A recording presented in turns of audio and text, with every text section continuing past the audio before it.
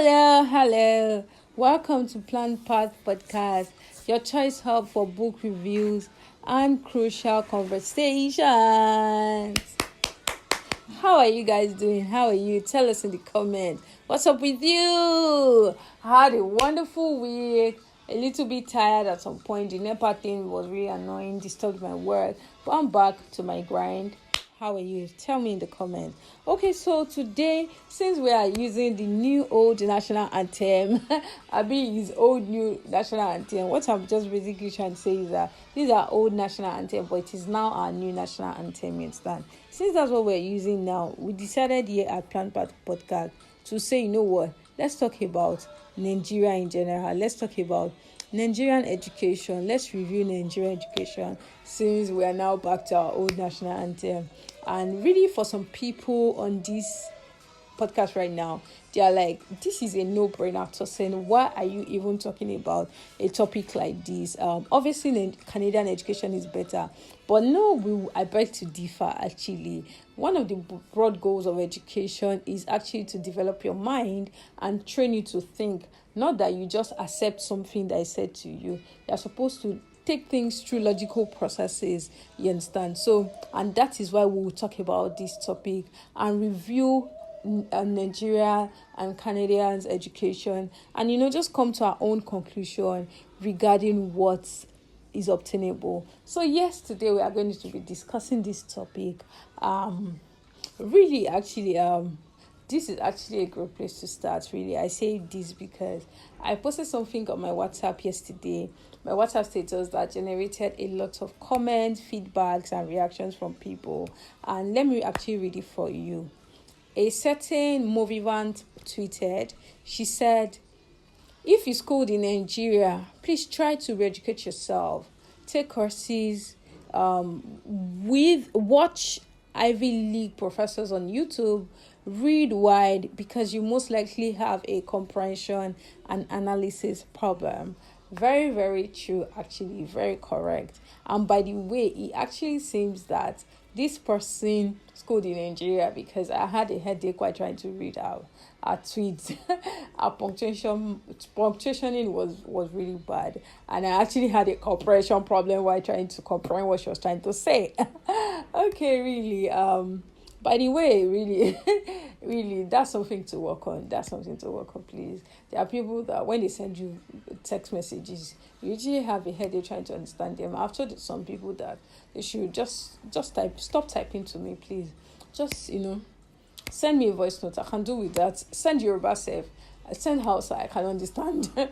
Okay, all right. So, anyways, generally our education system in Nigeria seems to be rigorous as in tough. It prepares you to be tough, but then it is void of quality. Or don't let me say void of quality. Let me say the quality of our education is very low in my opinion, because Nigerians are tough people, really.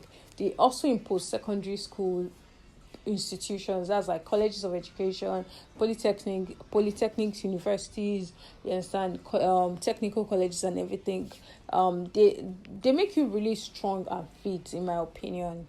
They make you really strong and fit. You're hustling for space in class. You're hustling to even get a handout, to even buy lecture notes, for light to charge your phone. You're not really getting funds at home. You're struggling for accommodation. It's a lot on the average person. So and even for people in science courses, environmental science, pure sciences, engineering courses, you see that a lot of people are doing their work with little or no practical. In fact, some computer science students will finish school without actually looking at a computer. Some people do computer science and they didn't even learn basic Python in school, you understand. So that means that when a lot of Nigerians get to systems that actually work, where these resources are available, you've been doing it without machines and, in a system that doesn't really work, you understand? And you get to a system that works, you're like, come on, I can do this. Like, for instance, now you see a lot of doctors and nurses, things that they're supposed to do with instruments, like machines and everything, to just try to do it manually, make things work somehow. Also for drugs for patients, from the pharmacy and all of that. Imagine those people get into a system that will come on, they just become high flyers, sharp, like effortlessly. And that's something that Canadian education seems to lack really, because everything is easy peasy. I mean, the kids are not supposed to even start writing at 25, things like that. You grab and you and that's really a difference. That's something different in both education systems. But don't be too quick to think that because you went through the Nigerian education system, you're better than them, the Canadians, because what they seem to lack in physical strength that you have, in physical dexterity, being able to survive under any kind of atmosphere, they seem to make up for it with their, what they call it, with their intellectual skills, brain power, problem solving, creative thinking, and innovation. You understand? Because if you really look at it, people that actually do things that move the ball forward in modern civilization, a lot of them are actually people that schooled in those kind of climes. You understand? Like, I'm not saying, because in Nigeria you see a lot of startup founders, I'm innovating this, I'm doing this, but how many of them are doing things that people can pay for, ready to go things, like the average people can pay for, things that can scale, things like Facebook, like AI, ChatGPT, you understand? I mean, Nigerians do those things, so you got to give it to Canadians that their thinking process, sharp, osigbo, they are doing very well with that. And for them to have that, it means that the education system is relevant to today's society, understand, and it continues to evolve. That's something we don't have in Nigeria, really, if you'd ask me, because our education system seems to be filled with lots of archaic information. What is this? Define this, state this. I mean, like, as a teacher, I would always say, like, always, even if you are found in that archaic system, that it just seems that everything is so rigid and everything, always add something to your work, to a subtopic to every topic you teach. Application of dash to everyday life. Application of tradition of forms of communication in everyday life. And this podcast is brought to you by PlannedPath podcast, your PlannedPath consult, educational consult rather. You understand? And PlannedPath educational consult is committed to teacher training, mental health training, school growth consulting, and everything that actually moves the ball forward in education, in empowering teachers, and to reduce inequalities. That's what we do at PlannedPath. And at our teacher trainings, we always say, as a teacher, you understand, one thing you should be doing in 2024 is that you should not just give your students assignments, homework, and say list 3 means of communication, list 3 popular sports in the world. You understand? List 10 popular sports in the world. Don't just say that. That's low order reasoning. That's low level thinking.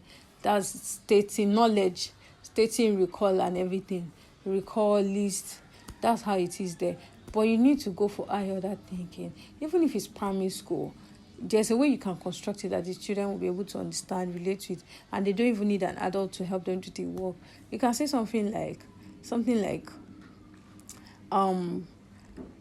evaluate, or you can say what is the impact of the top popular sports in the world in your family. And the kids will say something like, my dad is always watching ball. I cannot watch cartoon when my dad is doing this.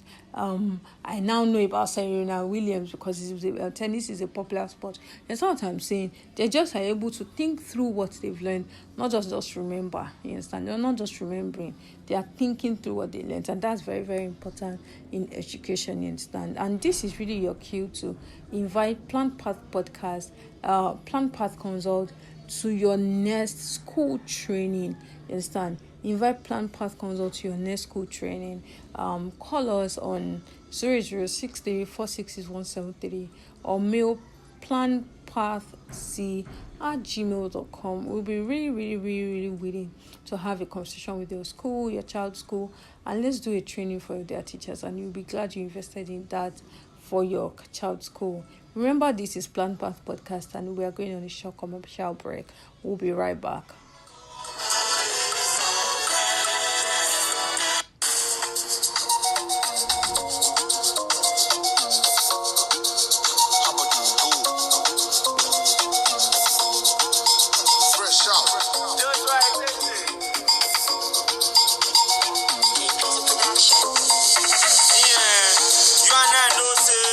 they try colonize us for this Africa, we never benefit from any of those countries.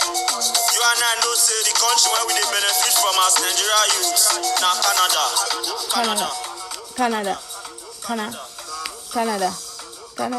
Canada. Okay, welcome back to PlannedPath podcast, your choice hub for book reviews and crucial conversations. Today we're evaluating Nigeria versus Canada, government's investment in education. This is brought to you by PlannedPath Educational Consult, your choice hub, your choice company for teacher training, mental health training, school growth consulting. And by now, I think you should be able to contact us now. It's 0063466173 PLANNEDPATHC@gmail.com. That is PlannedPathC@gmail.com. Just reach out to us and let's come and do a school training for you. Tell your head teacher to reach out to us or collect our number and call us. You understand? It should be really nice for your kids. Let's do something exciting for your teachers, even as the new session is resuming. So we're talking about Nigeria versus Canada, really. And another thing that strikes me is that Canadian government has well-written plan for education. Like every province, and I've actually read about 5 provinces plan for education, and they do it periodically. You understand? And they are simple, specific, measurable, achievable, relevant, and time-bound plans. Nothing complex really, not too much, not too long and everything. They're easy to read, and the government actually allocates resources to these goals, you understand, to aid their attainment, their achievement. And for Nigeria, aside the national policy on education, by the way, while I was doing my postgraduate diploma in education, so that was 2015. I think this was now 2016. We're asked to go and buy national policy on education. We just saw the 2004 edition. We didn't even see 2011. It was so bad that we're even telling them. We went to NERDC, Nigerian Education Resources Development Center, or something, if I remember. NERDC office in India, but I remember really going there. And they're like, even the NERDC does not have printed copies of the 2011 policy. Where can we download? We didn't get. It was only the 2004 policy that we bought. I still have copies of it at home, by the way. And so that's something. In Nigeria, we don't have our policy of education well written out. You understand? Even what we have as a country is so large, it's so muddled up, it's so archaic. You understand? I wish that Nigerian government can actually listen to me and a lot of professionals in education and say, you know what, we know how to do this thing. We know how to collaborate. We don't have to spend so much administrative money, you understand, in trying to put our policy of education together. We know how to put it together in a way that will be accessible to everybody, you understand? And it doesn't have to be too long. Let's see, you understand? Maybe every year, every 2 years, we look at it and look again, you understand? And I must also mention that JAM has an education plan, and that's actually quite comprehensive. And you can see that JAM is actually quite serious. I don't know, maybe because JAM generates money. I don't know. It's an agency of government. But I've seen JAM policy, and I've read it. I even have it on this laptop. I have it on my laptop here. So our education goals need to be broken down into, you understand, smaller goals and everything. And because of the way Nigeria is, the pace of education in Lagos is not the same thing as even Ogun that is just beside it, or even Oyo, or even not even think of Kano or Plateau or Tarab or Port Harcourt. So I really think what Canada has been able to employ, in the sense of what Canada has been able to employ, in the sense of what they call it, in the sense of having different provinces having their own policy on education. We should go back to it in Nigeria, even if it's not each state, you understand, even if it's every region, you understand, should have I like this regional government thinking, really, regional policing, regional education, so that everybody can do what works for their own context, you understand. There are some states in Lagos in Nigeria that I must really commend. Like Lagos State seems to be very invested in education. But actually, one thing that actually amazes me about Lagos is that even though Lagos is very committed to education, you would also see that the number of out-of-school children in Lagos just keeps increasing by day, and it now makes it look like Lagos is not doing anything. But I think one thing that is even responsible for Lagos State's own is the fact that the immigration rate is really high. The migration rate is high. It's like one ko. So you have a lot of out-of-school children in Lagos, although Lagos is actually well invested in education. And I already told you a possible reason for that. There is Kwara Learn, I think is Edo Learn as well. I'm not sure what Oyo State is doing with respect to education. So these are people that I've seen that they actually are doing well with education in their state.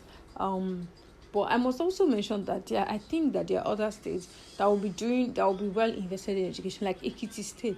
You only see like Ekiti people are well-read people and all of that. They may just not have great PR like the way Lagos State does, you understand? And then some northern states, you understand? Before, when I was growing up, northern states used to have free education. It was like a thing in the north, free education for all.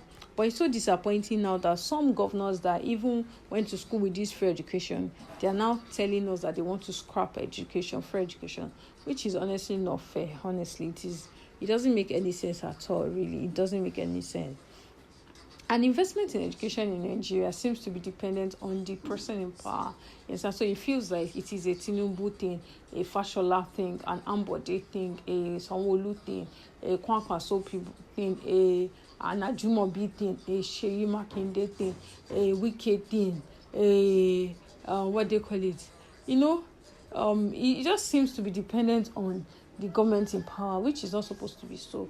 Life is transient. People come and go, governments come and go. But if we actually do our thing as national, but not that one person will start this thing, another person will come, will stop it, scrap it, and start their own. No. Let's have a systems thinking towards education so that we can plan for education as a people, not as a specific government. That's what I'm trying to say. That's very, very important. I also like the fact that Canadian education. Let me go on a short break so I can drink some water. Always drink water.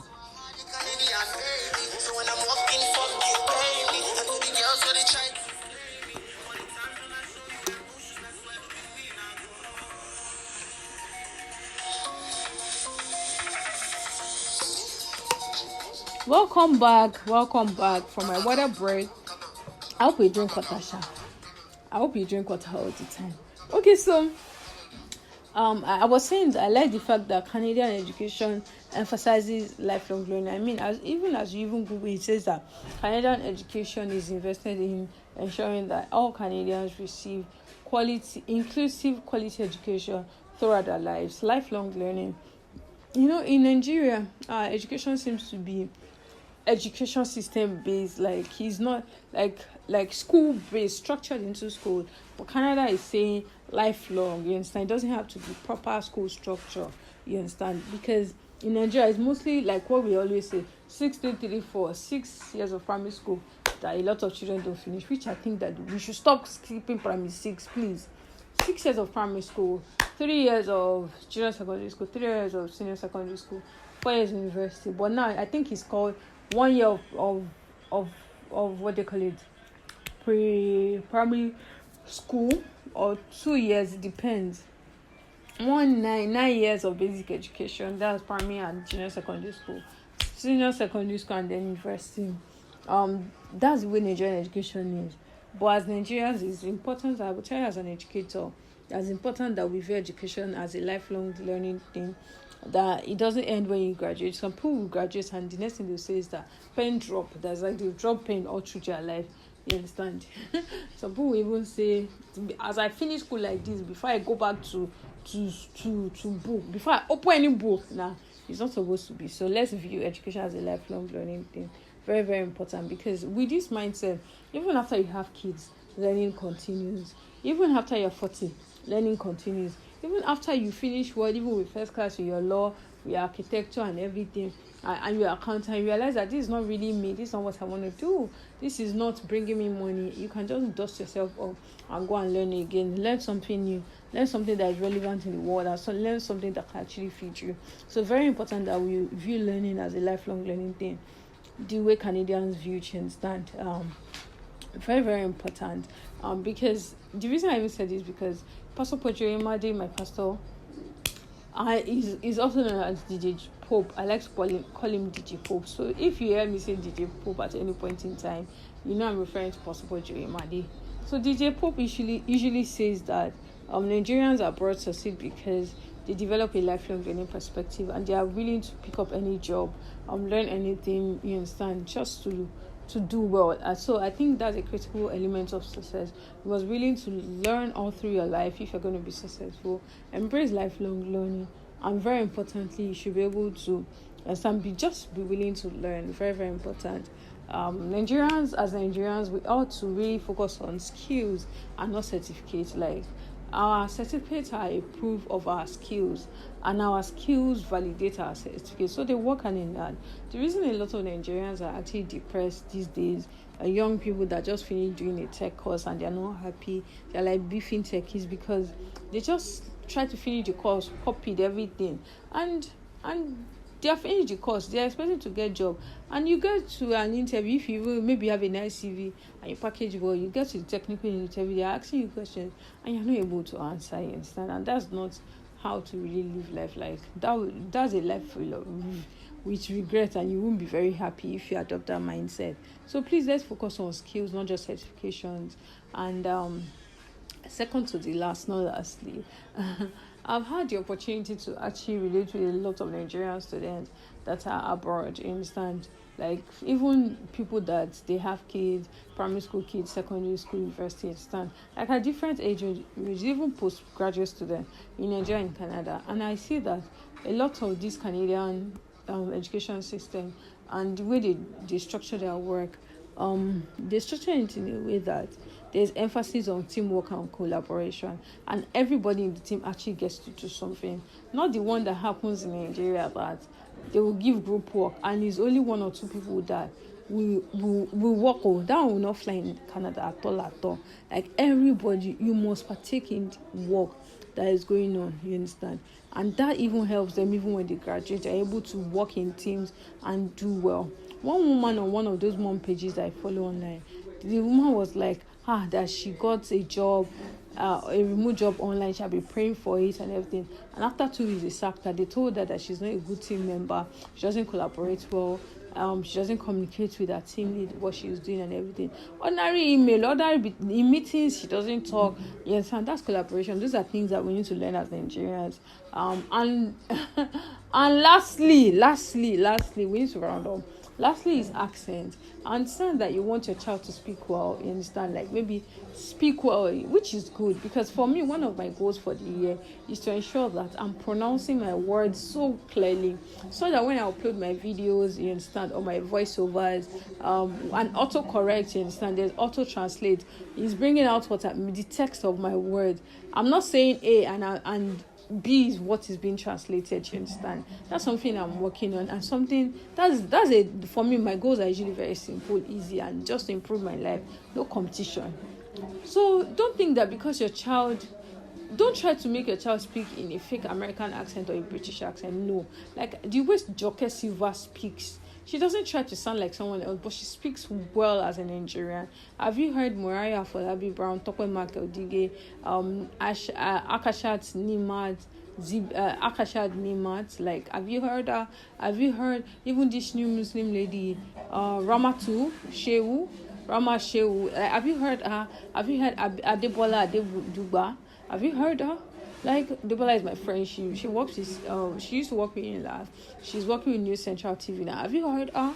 She speaks so well, man. So that's the thing. So don't think that because a child is speaking one fake British accent, the child is now well educated and better than us now. Because in fact, these days I was talking with my friend Eze, and Eze were like, man, the quality of education now is so bad. Like, the way student, why just finish? You don't want to even hear the things that I saw. This the way people are copying, and like, hey, no, like, you understand, you even report to some WAEC officials and they don't even take you serious a lot of times. So really, honestly, our system of education is getting poorer. The quality of education some of us received in public schools is not even as obtainable in some private schools these days, you understand?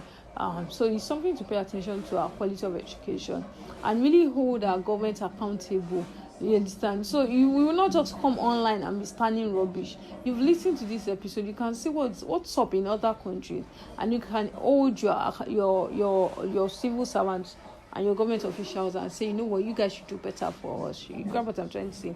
Please make sure you are just like holding your government officials accountable for things that they're supposed to be doing for you. You understand? Thank you for listening to this episode. It was really nice talking to you, and I really want to hear in the comments, based on what you've heard, based on your own personal education, your own personal experiences, your own recommendations, your own thoughts. Rate Nigerian education and Canadian education between 1 to 10, 1 being the lowest and 10 being the highest. Let's know. Thank you so much. End of podcast episode. Draws cutting. Okay, all right. See you in the next episode. Make sure you share this podcast. Like, you have enjoyed such a rich time. Let me give you an hint. My note for this podcast episode was handwritten with my pencil, like I love to do, and it is 9 pages. It's something I wrote down based on my research, my thoughts, and everything. So this is a very rich podcast. It's a safe space for you. It's intellectual. It's nice. It's funny.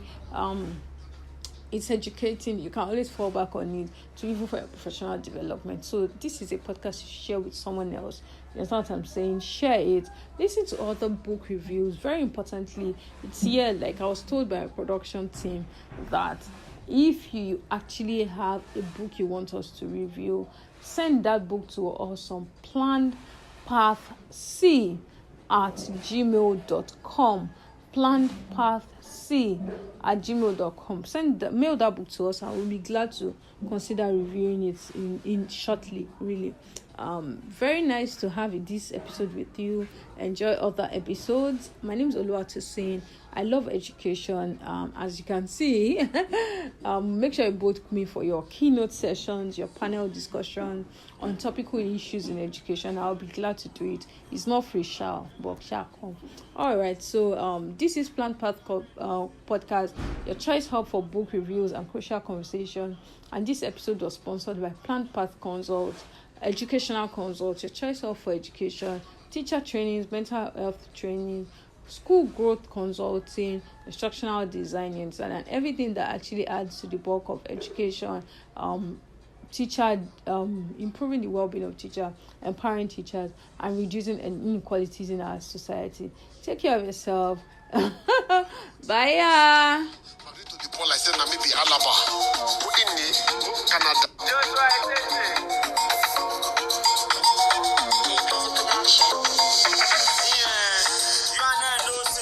When they try to colonize us for this Africa, we never benefit from any of those countries.